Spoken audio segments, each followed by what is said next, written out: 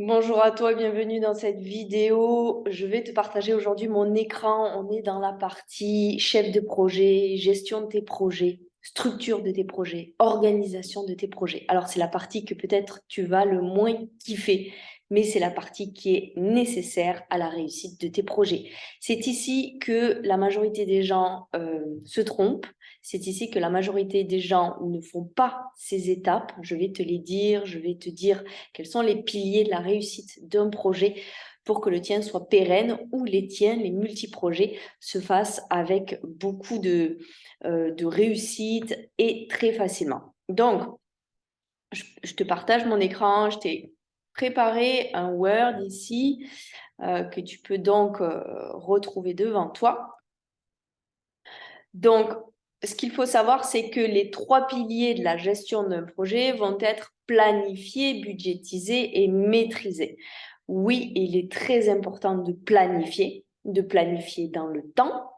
Il est très important de budgétiser parce que le budget va te permettre de savoir si ton projet est viable, si ton projet est faisable et de savoir aussi quels sont les enjeux. Es-tu capable d'arriver à, à le créer? Es-tu capable, voilà, au niveau de l'argent, c'est extrêmement important aussi de prendre ses décisions aussi via l'argent.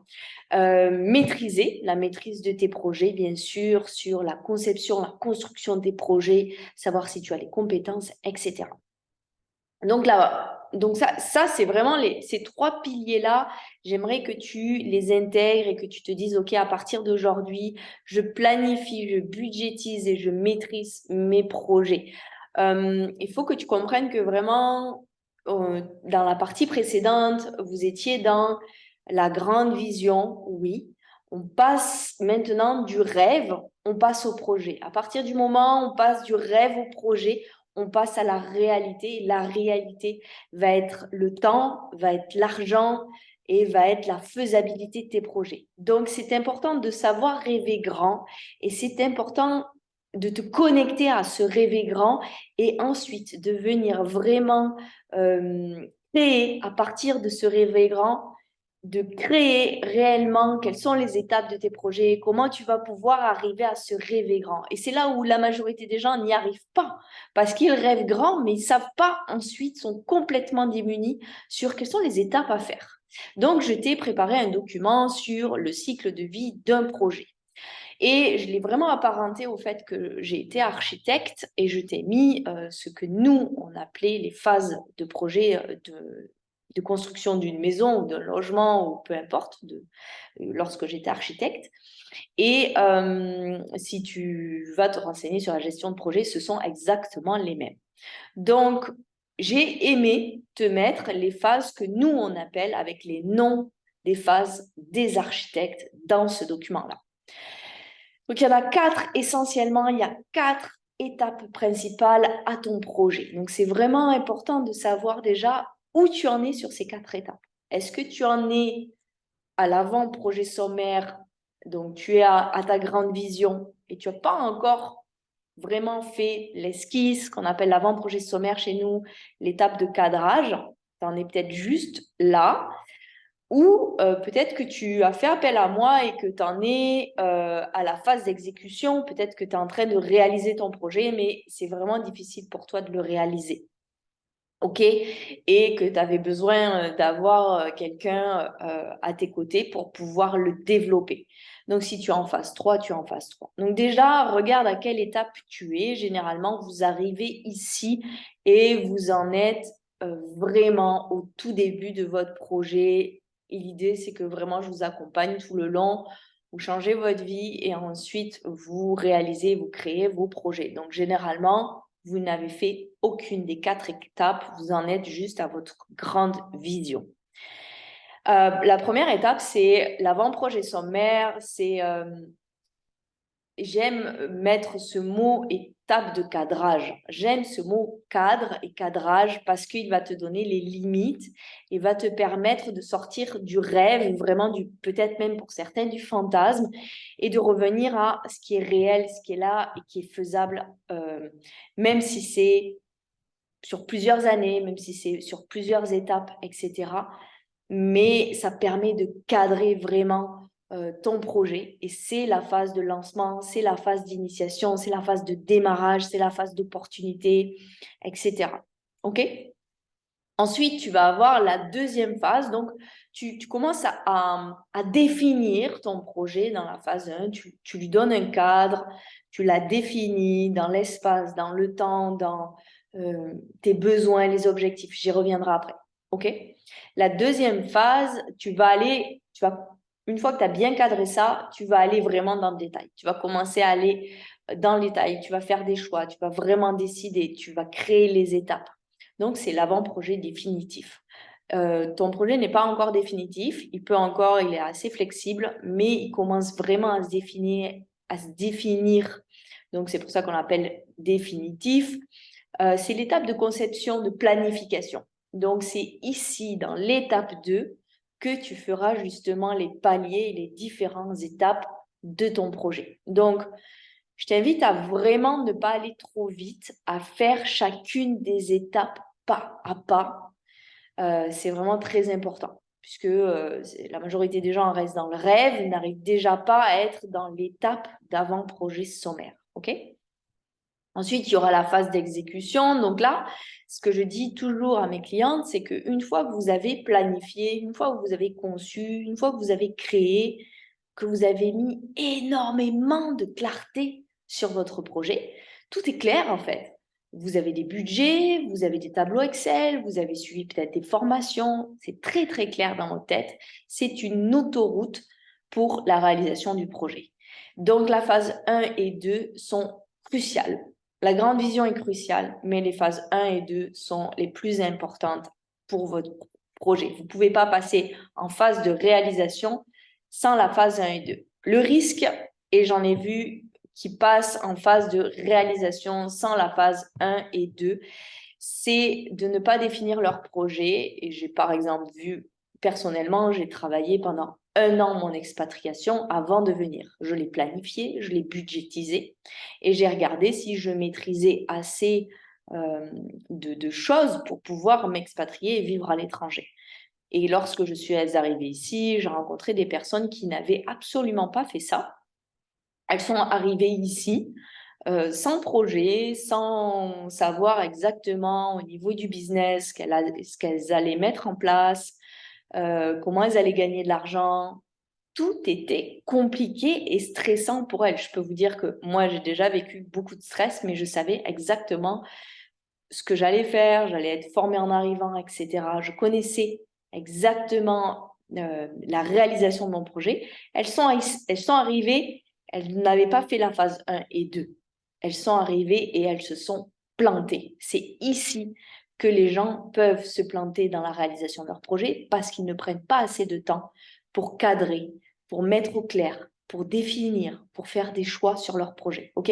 Donc, la phase 1 et 2, j'ai envie de te dire, mais prends le temps de la faire. Mais prends ce temps-là, que tout soit clair pour que ce soit sur une autoroute.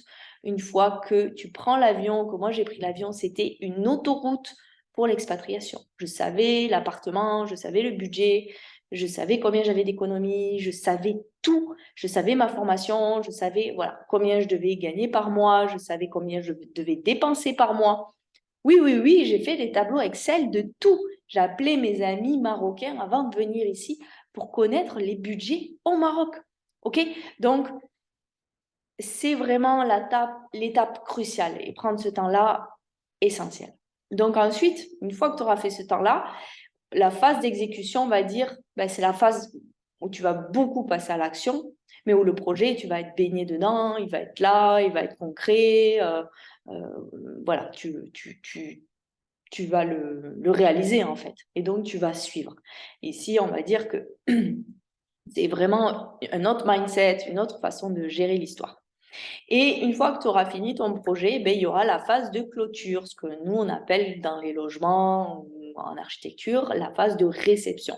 On réceptionne un bâtiment, c'est-à-dire qu'on vérifie que ce bâtiment-là est bien conforme à ce qu'on voulait. Et donc, c'est aussi important pour toi, une fois que tu as clarifié, que tu as fini ton projet, tu l'as réalisé, Ici, tu verras en phase 4, il y a pareil un mindset à avoir parce qu'une fois que tu as réalisé ton projet, tu n'es peut-être pas allé au niveau de ton rêve.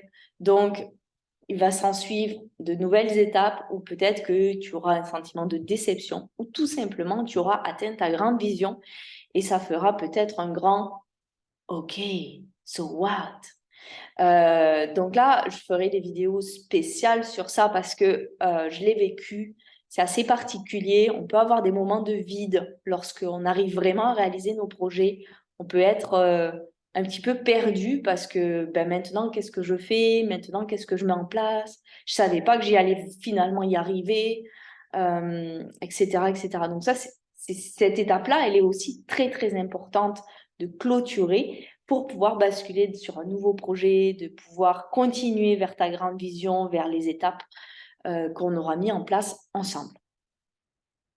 Donc, dans cette vidéo, on va parler, je vais te parler essentiellement, je vais la continuer pour te parler donc de la première étape, l'avant-projet sommaire. Étape de cadrage. OK. Peut-être ça va pas te plaire d'entendre étape de cadrage. Peut-être que ça va être difficile pour toi de te dire ah je vais avoir un cadre, c'est pas fun, c'est kiff ta life normalement. Et elle nous parle de cadrage, mais j'ai envie de te dire que si tu cadres pas ton projet, si tu cadres pas ta vie, t'atteindras pas tes objectifs et t'atteindras pas la vie kiffante que tu veux. Donc c'est par oui une sorte de discipline, une structure, une organisation que les projets réussissent. Le flou artistique, tu peux oublier. Tout ce qui est flou, tout ce qui est éparpillement, tout ce qui est superficiel ne te permettra pas d'atteindre vraiment de projets extrêmement pérennes, la prospérité, la richesse que tu peux en retirer ici dans ce programme-là. Et j'aimerais vraiment être claire avec toi là-dessus. C'est vraiment gage de réussite d'être structuré, d'être organisé, d'être centré, de tenir droite dans la tempête. Tu le verras dans tout ce qui est mindset, sur la partie mindset. OK? Donc, cette phase d'initiation, de démarrage, elle peut être aussi très en joie, mais la partie en joie, c'est plus la partie rêvée, etc. Mais reste dans ce rêve-là, reste dans le rêve aussi dans l'étape de cadrage. Ce que j'ai envie vraiment de te dire, c'est que le principe, c'est de cadrer ton projet, de ne pas aller trop loin. Trop loin, ça veut dire de ne pas t'embrouiller ou de ne pas savoir exactement où tu vas. L'objectif, c'est de sortir de ton rêve, mais d'y être toujours connecté. Que tu aies en tête ta grande vision et que tu saches exactement à partir de ta grande vision quelle est l'origine du projet. Tu vois, clarifier la raison d'être du projet, c'est ta grande vision. Je te donne un exemple. Ma grande vision, c'est de devenir une coach prospère. C'était, par exemple, ma grande vision. Et bien, ensuite, au niveau du projet, je vais tout monter en fonction de ça. OK? Donc ça, c'est très important. Donc, clarifie la raison d'être de ton projet en premier. Quels sont les objectifs en mettant en place ce projet-là? Quels sont tes objectifs? Pourquoi tu veux faire ce projet-là? Qu'est-ce qui est important pour toi? Quels sont les enjeux, le contexte, les limites, les budgets? Je dois, lorsque je vais lire ton document, tu vas me faire un document, enfin, tu vas faire un document pour toi. D'ailleurs, il n'est absolument pas pour moi. Tu vas te faire un document Word Drive après ça, dans lequel tout doit être clair, le plus clair possible sur ton projet. Et lorsque je le lis, je dois comprendre quel est ton projet, quels sont tes enjeux, quels sont tes budgets, etc., etc.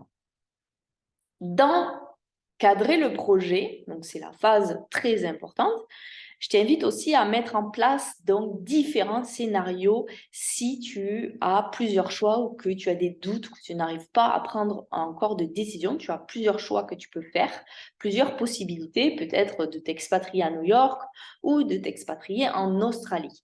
Si c'est ton cas, que tu as plusieurs choix à faire, je t'invite à faire donc scénario 1, je vais à New York, scénario 2, je vais en Australie.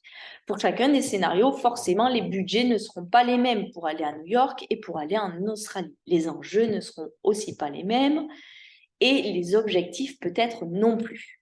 Donc, je t'invite à faire maximum 3 scénarios, pas plus, et de vraiment les faire de façon très, très claire. Scénario 1, quels sont les objectifs, quels sont les enjeux, quelles sont les étapes, quels sont les budgets.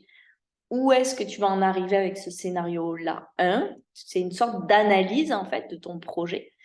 Scénario 2, tu analyses ton projet aussi. Et tu en arriveras où après cette analyse-là? Par exemple, je suis plus endettée dans le scénario 2 que dans le scénario 1, mais j'arrive plus vite à ma grande vision. OK? Scénario 3, exactement la même chose. L'idée, c'est que tu arrives le plus rapidement possible à ta grande vision, même si tu as plus de risques dans le scénario 1 que le scénario 2. Il est important plutôt d'arriver à sa grande vision, que tu sois pleinement réalisé, parce qu'on va dire que les risques vont aller avec, si tu es capable de dépasser ces risques-là, ces défis, ces challenges, c'est que tu es capable d'arriver plus vite à ta grande vision. Je ne sais pas si tu me suis, mais ça veut dire que tu as le mindset pour. Mais le projet doit être le plus pérenne possible, le plus viable possible. Donc, si tu vois que le scénario 1 est un scénario qui crée beaucoup trop de stress pour toi, qui n'est pas forcément pérenne dans le temps, ce ne sera pas forcément celui à faire. Rajoute ici, je ne te l'ai pas mis, rajoute aussi, commence à définir tout ce qui est temps et année, planification. OK, scénario 1, 2000, j'arrive en 2030 à ma grande vision. Scénario 2, j'arrive à 2040 à ma grande vision, par exemple. En tout cas, d'année en année, les étapes et la planification. Ce qui est important, c'est que tu aies des enjeux réalisables. Réalisable, ça veut dire quoi? Ça veut dire que tu vas capter, tu vas te renseigner pour savoir si c'est vraiment réalisable. Et tu vas aussi te demander si tu es vraiment capable de le réaliser.